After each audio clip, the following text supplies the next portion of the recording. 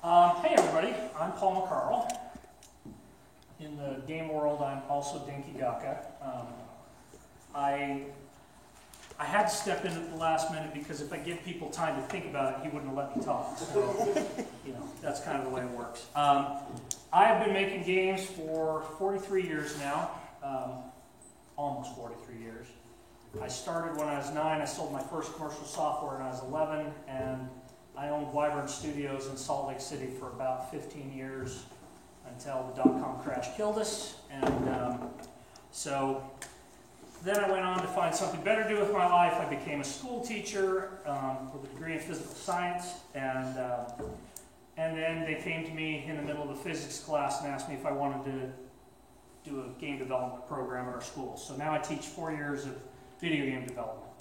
But getting back into it couldn't keep me happy without having my own game company. So I started a thing called Classic Games over in Mill Creek, and we do kind of a unique approach. We actually have no employees, and every game is done collaboratively. The game you're looking at tonight was actually, how many people we have, 8 or 10, something like that on this one? With the 2 guys that did the intern thing? I think it actually was. Yeah. But we recently got involved with a thing called Air Console. And when Greg said he didn't have anything for tonight, I was like, I could take 10 or 15 minutes and tell everybody about this Air Console because it's actually a really cool place to put your games. I want you to think about for a minute, what are the primary interfaces that you use for playing games? This is the discussion. Don't stand there mutely.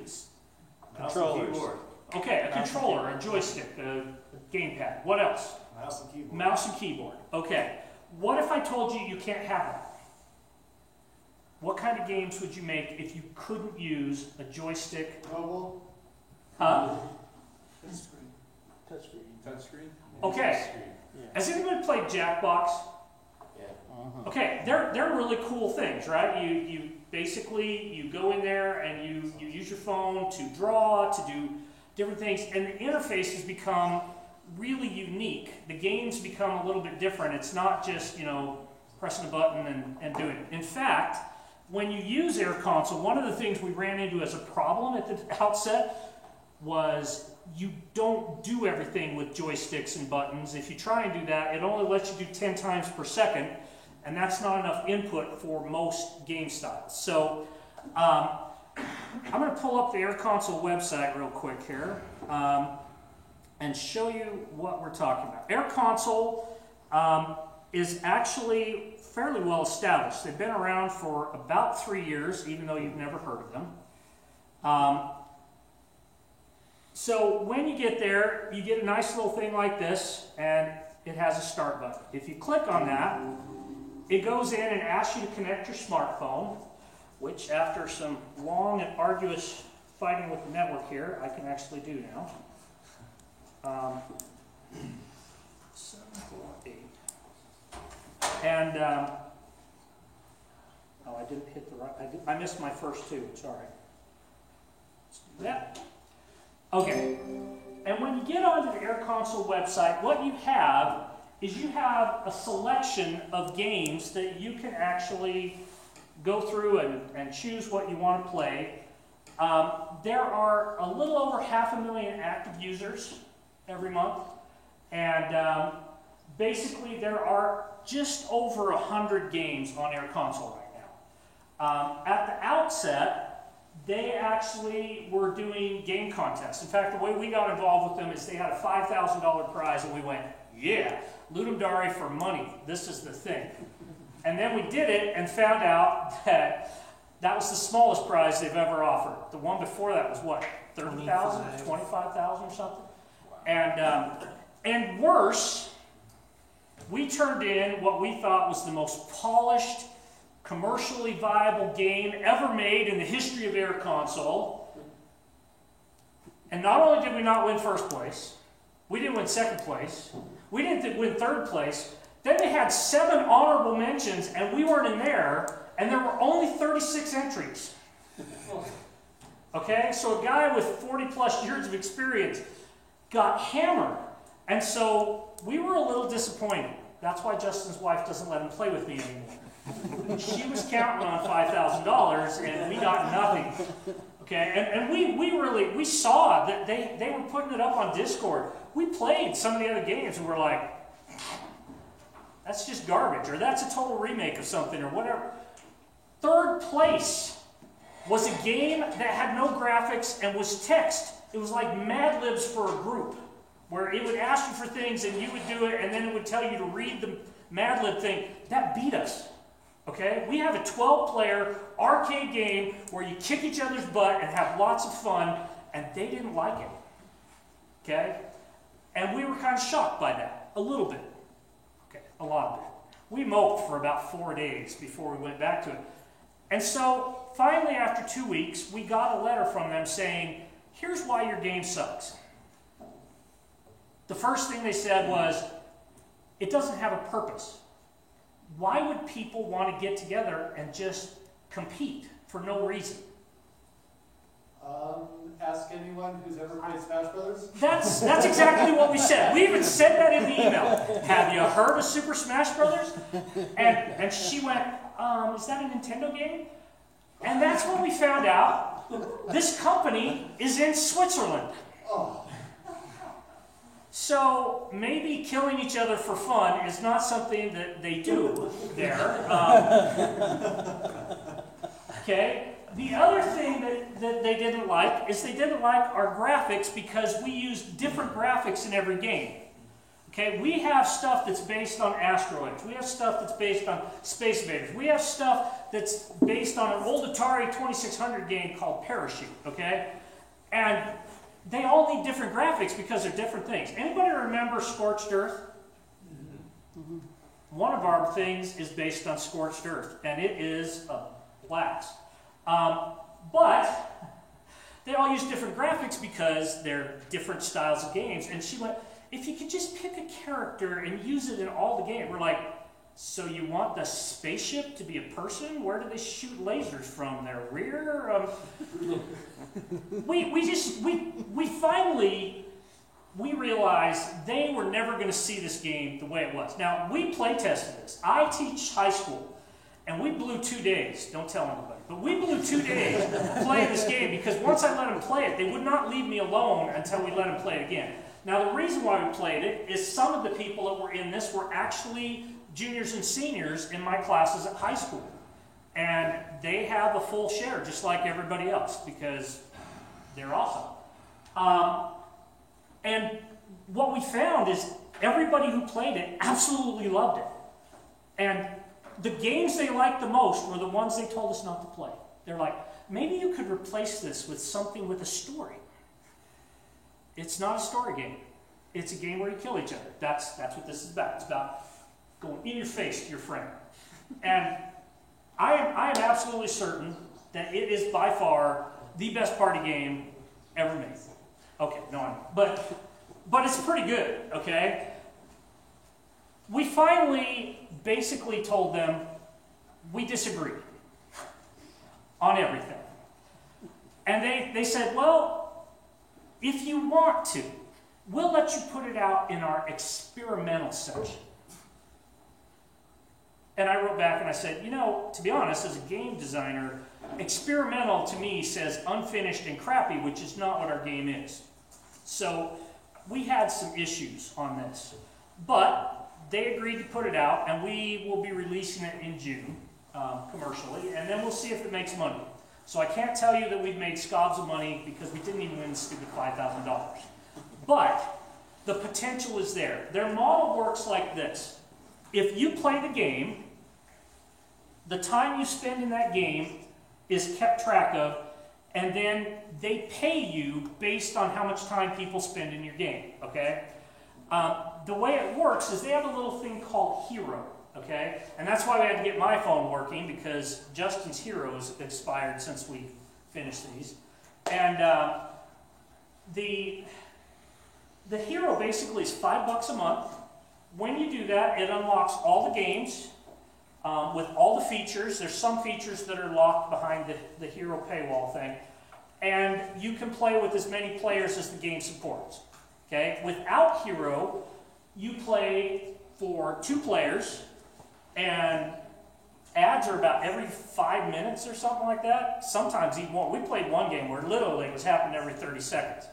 And so, in fact, that's why we didn't release in May, because we're changing something. They insisted that we call the ad thing in between each game, and originally because we had tutorials at the beginning of each game the first time you played it that were animated, and we didn't want them being double tagged with, you know, a tutorial and then another ad thing after. So we're moving all the tutorials to static pages that you just click through at the beginning that give you the basics, and then we'll do the ads like they want. But when you do Hero, you don't get ads anymore, which, trust me, we were playing one game when we were trying this out that we really liked, and we both pulled out our phone to pay for the freaking $5 because it was a fun game, but it would be like every ad 30 seconds every 5 minutes, and then at 30 minutes it goes, it's time to take a break.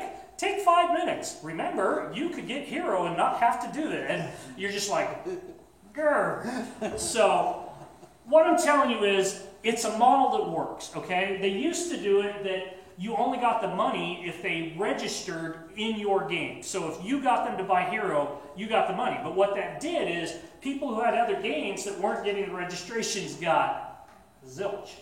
And needless to say, developers didn't like that arrangement, so they just recently, like 2 months ago, changed to the concept of the time in your game equals where they go. So if somebody's got Hero and they spend 30% of their time in your game and 30% in somebody else's game and 20% in somebody else and 20% of, you basically get 30% of the 278 or whatever it is that is left after they take their portion, and it pays for the thing. So it's not huge money, but every active player in your game that has Hero could easily earn you $1. You know what I mean? And residual income is what we're talking about. You make it, you don't have to do anything with it after that, and it keeps making you money.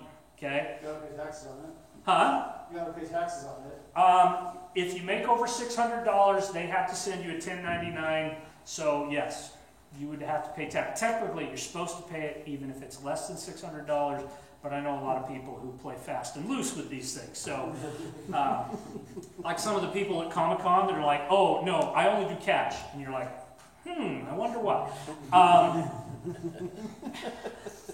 Bet there's a lot of unclaimed income at Comic-Con. So, you get the basic idea, all right? The reason why I think this is really cool is one of the problems as an indie developer is, if you make Call of Duty, no matter how good you are, you can't make Call of Duty to the level that somebody that has 200 people working on a team and a $12 million budget can make Call of Duty. So if you make a first-person shooter, it's always going to fall short to everybody else's first-person shooter. If you make a knockoff of Final Fantasy, it's not going to be as good as Final Fantasy. But this opens up the place for some unique play opportunities and some different kinds of games. We found out by going through their games, you want to know what the #1 games on here are? Drinking games. Okay? Because people pull this out on a tablet in a bar, and then they all go in and they get drunk while they're playing, which probably helps with the buying the Hero thing, right? Once you're smashed, you're like, what, another ad? Damn it! And away you go, you know? So, they have lots of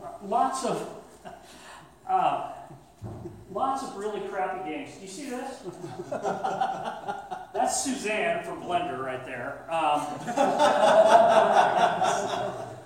If you're using a monkey primitive as one of your characters in your game, something's wrong right from the beginning. But what it does do is, if you make a good game that has a fun concept that can keep people playing, you have a real chance to be noticed in this marketplace. Okay? Last month on Steam, the average was 36 games released per day. Okay? If you're not spending money to advertise your Steam game, you're not making money. It's that simple. And if you think Kickstarter is going to help you get your game going, I found out after doing a Kickstarter that Kickstarter works if you have an audience to advertise to. I actually funded my $300 Kickstarter.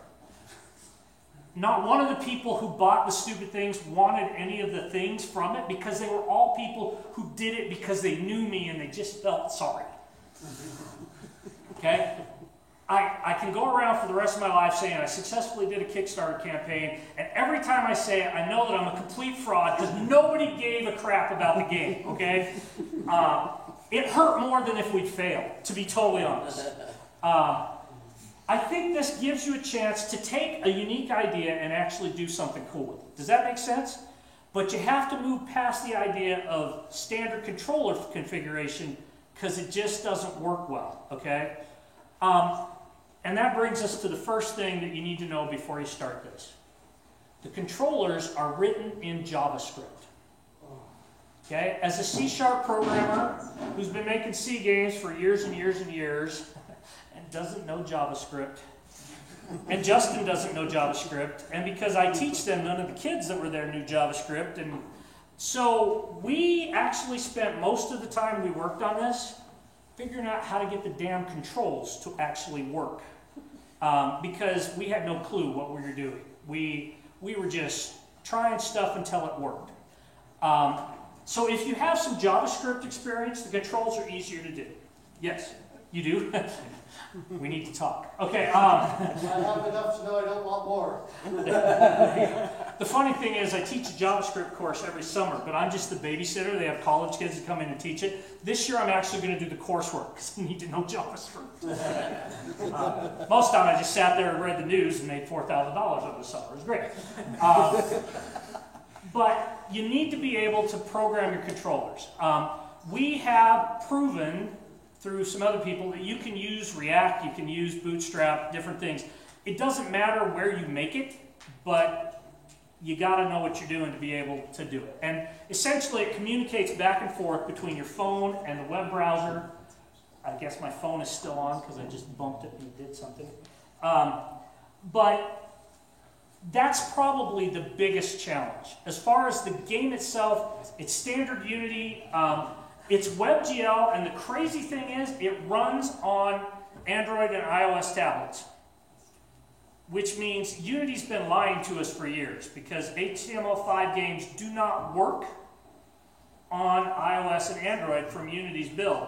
But these guys do something to it because you turn it in as a standard WebGL project built, and they run something on it that takes about 15 minutes, which is really bad when you're trying to get it in before a deadline for a contest you lose.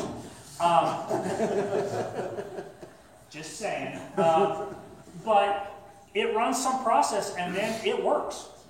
So whatever they're doing is magical, and Unity needs to hire them because they could probably make more money by making that work for people on Unity than they can doing this. But they should put out an asset, right? Put it on the Unity Asset Store. Makes WebGL work. I'd buy it in an instant. But that's really the real challenge, okay, is getting the things all working. Now, I should tell you one last thing before I show you the games. I want you to know a secret that we found out. The cool thing is, there is a product called Easy Wi-Fi Controller, isn't that what it's called? That sounds right. On the Unity Asset Store. It costs $30. And what it does is it lets you make a version for your phone in Unity that then you can connect directly to a Unity game and you can play with your phone. So the cool thing is it can do all kinds of stuff that they can't do in the Air Console, but any game you make for Air Console can easily be converted to a multiplayer game for couch play on Steam for one $30 asset. Do you understand what I'm saying? So this isn't your only place to do it. Fighting with Friends will probably make more money on Steam than it will on the Swiss Air Console. But it's there as an option. Does that make sense? Okay, so we're going to show you, well, let's just go look at the game we made real quick. Get out of that, go here, and this is the developer interface. Basically, you have to have pictures and information, and then you upload your thing, and then once you do, you have a game preview. You notice there were 3 errors there. That is because people will spam the fire buttons in some of the games, and it doesn't like it happening more than 10 times a second. And we couldn't make it build. We could make it build and run on our local machine, but when we put it on Air Console servers, we couldn't get the stupid JavaScript repeat limiter working. Wouldn't even start the game. So we quietly didn't do any testing on our last version we sent through for acceptance testing, so that there weren't any errors when they looked at it, and they love it, and they're like, it's all great, and we still need a JavaScript guy to tell us why we're breaking it. So, all right. So let's go in here. Now, if you want to, you can go to airconsole.com. I'll hold my phone for a second. And they have an app you can download. The app works better in the long run, but the cool thing is you can do it with a web browser on your phone without having to install anything at all. So we can do up to 12 people. I'm going to select red because you don't get red. Justin, are you in yet? No. Okay. So basically, they hated this too. Not that part. They didn't like that. They hated this. They said, why are you putting the game number on the screen? We're like, have you ever played it on a 4K screen? Because this is only 1080p and it looks fine. But if you put it on a 4K screen, it's 1/4 that size and it's impossible to read from the couch. So we put it on screen and they told us to take it out. We told them to go to hell. We're like, it's our game. It's going to be there. All right. Everybody who wants in, or should we wait? More fun with both. You coming in? Still trying to get Wi-Fi. It's still setting it. Yeah, I won't even tell you about what it took for me to get the Wi-Fi working here. You have to go through the registration process and say a little prayer and wait 45 seconds as it connects. The good news is, if we don't fill up, you can join during the game. It only blows up once in a while, and it's Air Console, not us, that crashes. We've proven that. One to go. All right. So if you lock in with color, it'll kick out whoever's on that color. It will not let you pick the same colors. At one point it did, but we won't talk about that. Come on, yellow. And there was one game where the colors weren't programmed correctly, so it showed you your color, but you couldn't hit the ball because it was the wrong color, and that was written by one of our most inexperienced programmers. I wrote that. Okay, so this is basically Space Invaders. Move left or right, shoot. This is one that always gets the spam warnings. Your shots disappear when you shoot again, so those of you that are pressing 10 times a second have missed the point.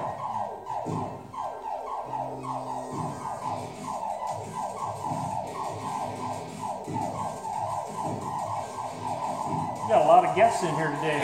A lot of little green schmegma up there.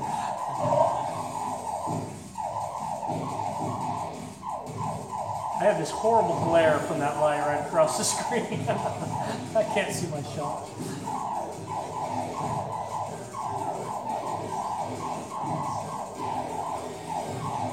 This was actually written by one of our seniors.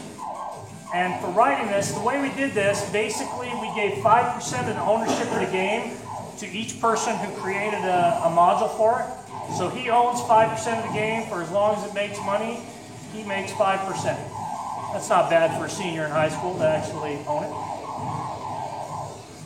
Apparently they shoot back. Yes, they do shoot back. When you have 12 people, it kind of overwhelms the crowd a little bit up there. But as you get killed and people get knocked out, it gets a little bit harder.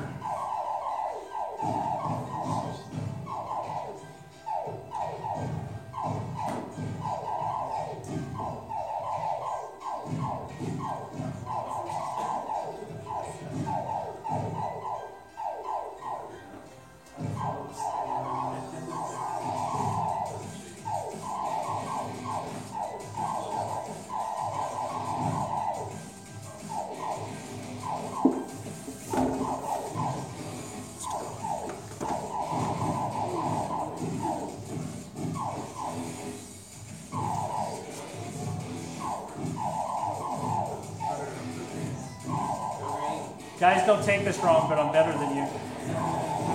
Oh, and then he got taken out as he said it. Oh my gosh.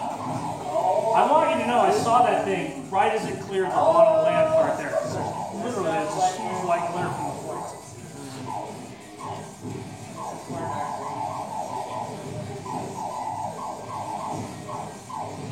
But you're not going to catch me in 8 seconds either.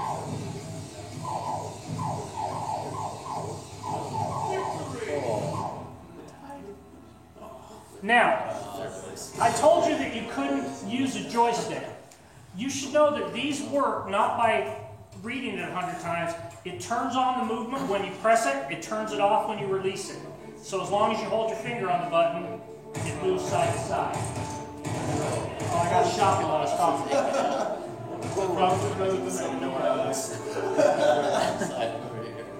hope I got a point for killing.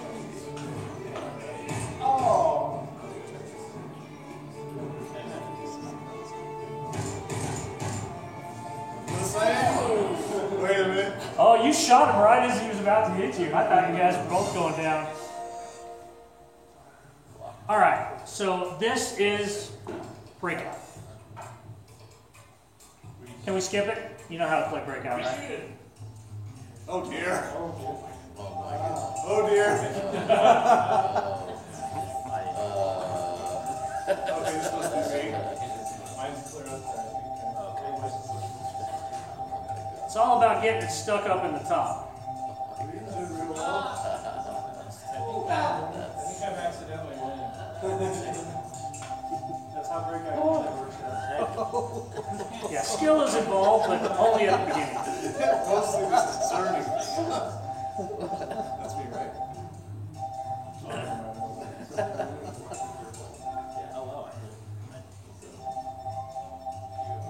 By the way, you get more points the more times you bounce it. So sometimes you get somebody who gets up there when they only have one hit and they don't get very many points. Then somebody else goes up later who bounced it like 7 times and they're racking up points like crazy and people are like, "You're cheating." But that was actually one of the concessions we made to Air Console. They liked this game, but they didn't like the way the scoring was or the original layout. So we surrendered on that one since we told them no on so many other things. We figured it was easy to agree.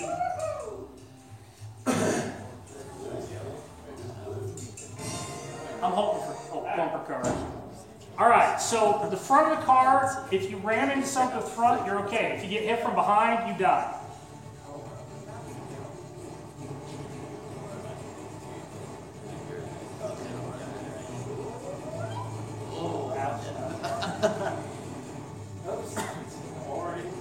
By the way, if you run into the wall repeatedly, that can kill you too.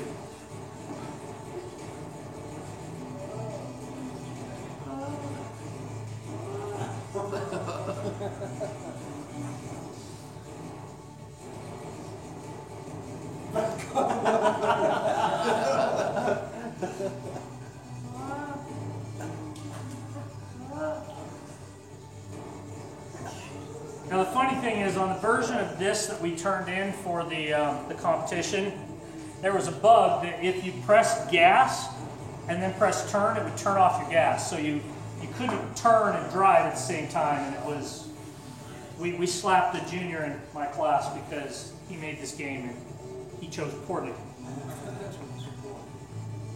All right, come on you wimps, run into each other. You can do it. There you go, just keep hitting him into the wall, he's close. Oh, there we go, you're both killing yourselves. Oh, it's so close.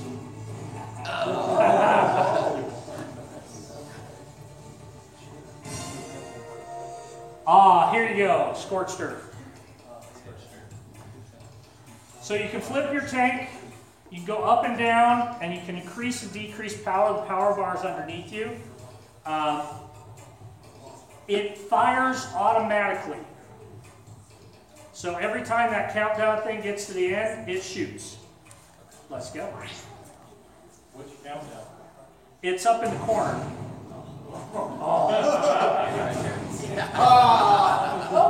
Nice shot. They weren't even trying here. They're just like, what's this button do?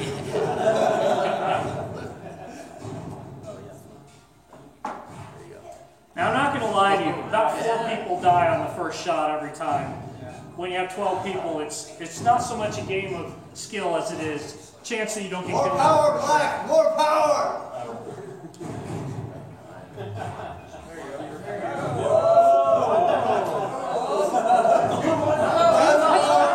Less power!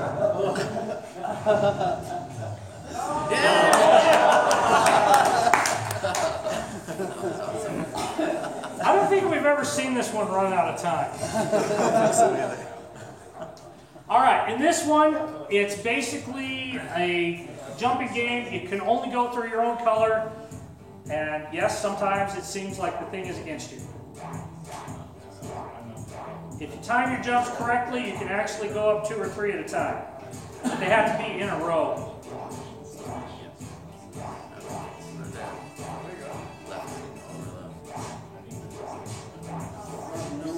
Oh, this is terrible.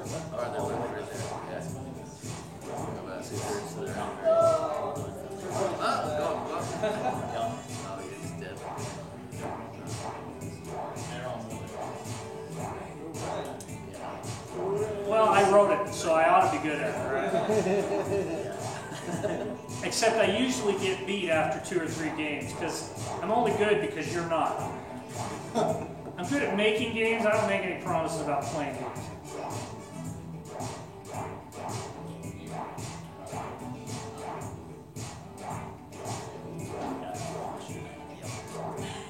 See, somebody's beating me.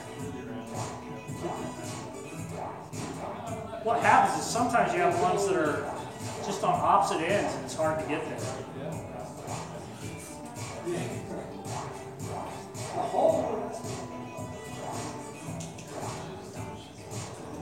No, hurry, my little dude! Faster, my dude! 3-way tie, that's pretty cool. Good job. Think asteroids where you can shoot each other. You're trying to break the asteroids to get gold out of the middle. That's probably enough instructions. Let's do it.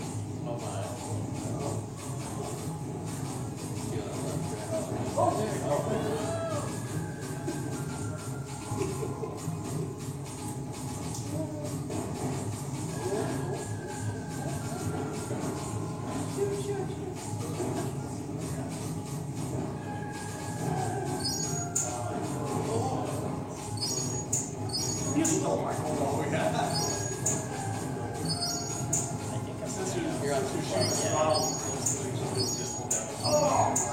Thank you. Somebody shot me into that goal.